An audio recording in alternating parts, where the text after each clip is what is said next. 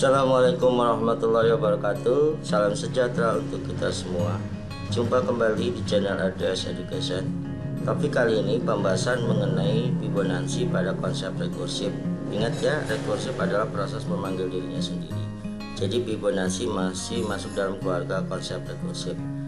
Pada belajar dasar pemrograman Python. Baik, di dalam video ini akan saya bahas mengenai teori Fibonacci itu sendiri. Yang kedua, pembahasan studi kasus deret bilangan Fibonacci dengan pembuatan instruksi program Python.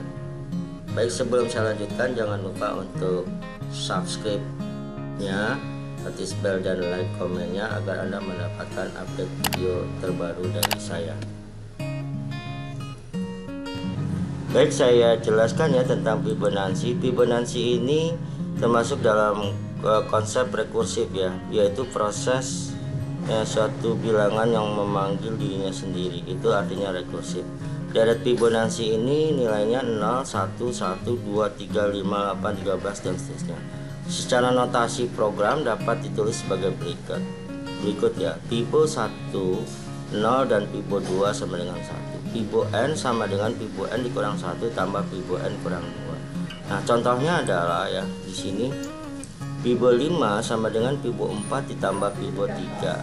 Fibo 4, 4-nya itu didapat dari n 5 dikurang 1 ditambah Fibo 3 didapat dari 5 kurang 2 jadi 3. Nah, setelah ini maka Fibo 4 mempunyai sifat rekursif memanggil dirinya sendiri, dimana Fibo 4 sama dengan Fibo 3, yaitu n dikurang 2 ditambah Fibo 2 yang Fibo 3 ini yaitu n dikurang 1 dan Fibo 2 didapat n kurang 2, artinya 4 kurang 1 3, 4 kurang 2 2. Berikutnya Fibo 3 mengalami rekursif memanggil dirinya sendiri sama dengan Fibo 2, 3 dikurang 1 ditambah Fibo 1 yaitu 3 kurang 2.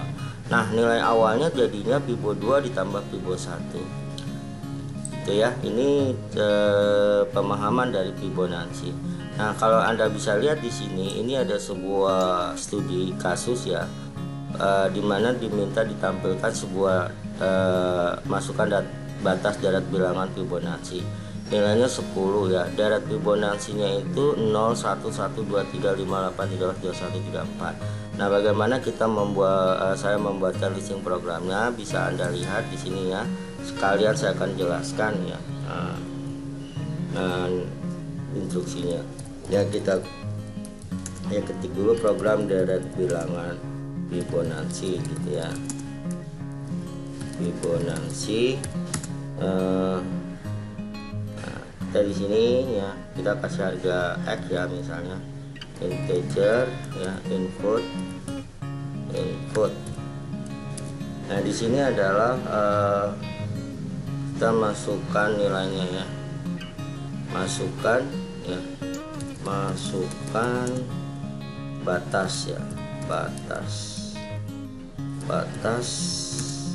deret ya, batas deret bilangan sesuai tampilan aja ya, deret bilangan Fibonacci ya, bukan Nazi ya, yaitu 10. Nah, ini sudah ya, kita print ya, print. Nah, di situ diminta deret Fibonacci. Oke ya, kita lanjut lagi ya. Nah, kita kasih fungsi def ya, kita kasih fungsi def, misalnya nama fungsinya Fibonacci ya, Fibonacci ya, harganya itu ya nilainya n lah ya, nilai n.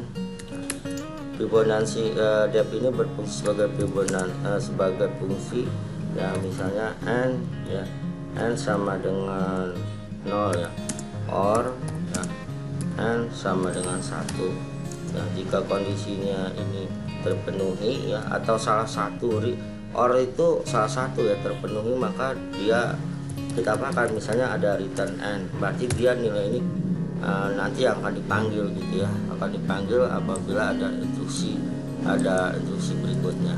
Nah, jika tidak ya, else misalnya, else yang di sini Nah, misalnya return ya, returnnya untuk siapa ya, returnnya misalnya di sini Fibonacci ya, Fibonacci ya, dimana nilainya n dikurang 1 ya, ditambah ya, ditambah dari Fibonacci gitu ya. Nah, di sini n ya, n dikurang 2 ya, dikurang 2 kan, pertama kurang 1, ini kurang 2. Nah, berikutnya adalah kita kasih kondisi for ya, karena berapa banyak itu lihat for i ya, in range ya, misalnya berapa banyak nilai deretnya 10 ya. Nah, berikutnya ya, di sini kalau ada 10 berarti kita print ya sebanyak 10 nanti ya, cetaknya berapa nilai. Nah, di sini Fibonacci ya, Fibonacci kita panggil ya, return dari return itu fungsi Fibonacci-nya itu akan keluar ya, yaitu nilai dari indeksnya ya, nilai dari indeksnya ya. Karena itu deretnya itu 011 ya, 0112345 nggak ke bawah, kita kasih fungsi dari n ya, dari n sama dengan, nah ini dia seperti ini.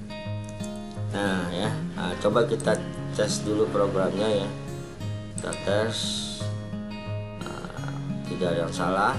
Misalnya saya masukkan 10 ya, nah maka nilainya langsung ya sesuai dengan apa yang ini 011235. Nah, ini tadi kan di sini bahwa nilai ini jika dep fungsi ini akan dipanggil oleh sebuah instruksi. Nah, di sini karena adanya return akan mengeluarkan nilai fungsi dari dep di sini ya. Nah, misalnya nih ya, misalnya saya kasih nilainya 0 ya, 0 ya di atas. Nah, deret Fibonacci ini tidak tercetak karena Fibonacci itu kan harga awalnya adalah Fibo 1 ditambah Fibo 0 ya. Nah, misalnya kalau misalnya 1 ya, nilainya misalnya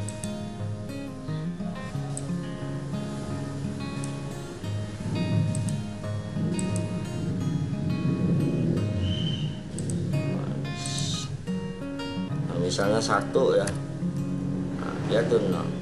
Kalau dia nilainya Fibonacci-nya 2 ya, kalau dia 01 ya. Nah, itu jadi kalau tadi berarti kita 10 ya, 10, nah kita dapatkan nilai. Nah, di sini ya, nah, ini kalau kita ini saya kasih n sama dengan, biar tampilan deretnya seperti ini.